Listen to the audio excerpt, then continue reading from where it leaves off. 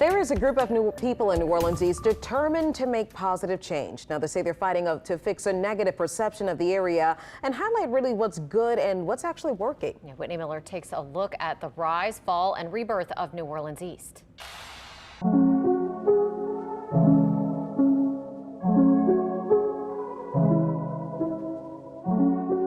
remember being able to hang out and play with my friends.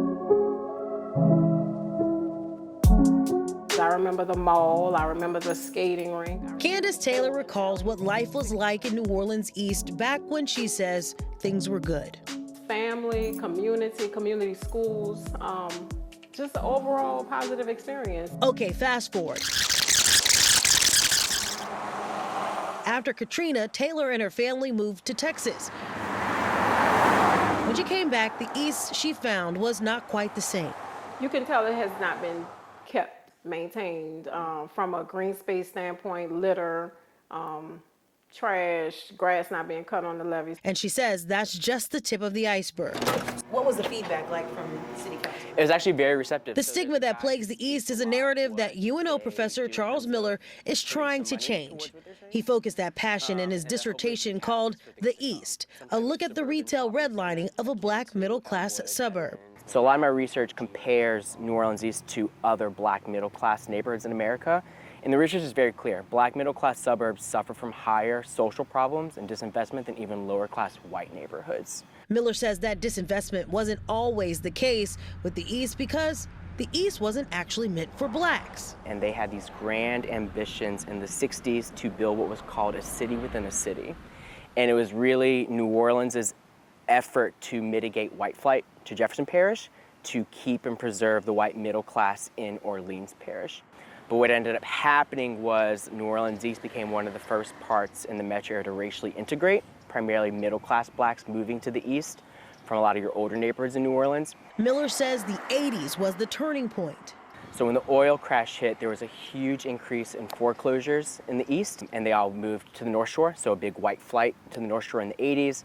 More black middle class moved in. By the late 80s was you started to see an influx of lower class blacks moving into the apartments, which are accepting Section 8 vouchers. So they were being disproportionately steered to New Orleans East throughout the 80s and 90s.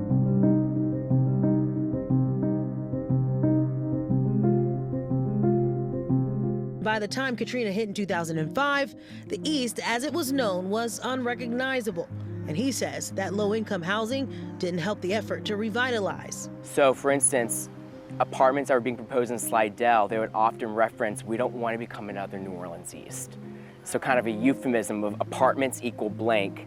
What do you say to those who say, okay, well, where is the affordable housing going to be? Because an apartment is an affordable option. It wasn't necessarily against low-income housing or affordable housing in general. It was that it was disproportionately in New Orleans East over other areas. And there was a constant reference to Lakeview and Uptown. People invest. Carmelita McKee grew up in the East. She was shocked to see the disinvestment. You know, when there's white flight, the assumption is that the blacks who are there are not able to sustain the businesses. She says there is money in the East, but retailers refuse to acknowledge the black dollar. When you start to notice it, you can't unsee it. Basic things are lacking in New Orleans East that are elsewhere. So you have this whole area where all they have is one Walmart on Bullard and a Winn-Dixie on Shepherd Tour.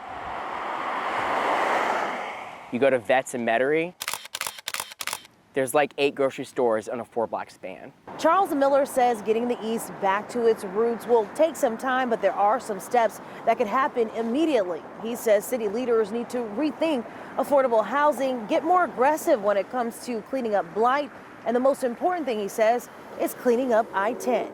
There is low-hanging fruit that we could do to make it better right away. You know, when you drive down the I-10 neutral ground in New Orleans East, the trees, I mean, it's just unkempt. That could easily be cleaned up. The lights are not on still. The lights weren't on after Katrina. Here we are 18 years later. The lights are still not on the interstate. We're very public. Tangi Wall is the president of New Orleans East Matters, a group dedicated to changing the negative narrative. Our home ownership is there. You know, our schools are there. Our 7 beautiful mega churches are there. So where is it with the businesses? Wall says events like the New Orleans East Festival prove the pride and eagerness to redevelop the East is strong. District E Councilman Oliver Thomas agrees. That means we cannot continue to stuff downtown. The infrastructure can't take it. Look at the natural topography, the waterways, Lincoln Beach, Six Flags, this Cajun Fire site, Bayou Sauvage. This is the old frontier, which is being offered as a new frontier again here in New Orleans. So we asked him, why is there a negative mindset when it comes to the East? This is one of the largest African American municipal districts in the Gulf South and in this region. It is a major disservice to continue to stereotype. And those are some of the very reasons Candace Taylor and her family started the Hain Boulevard Revitalization Initiative, cleaning up their piece of New Orleans East.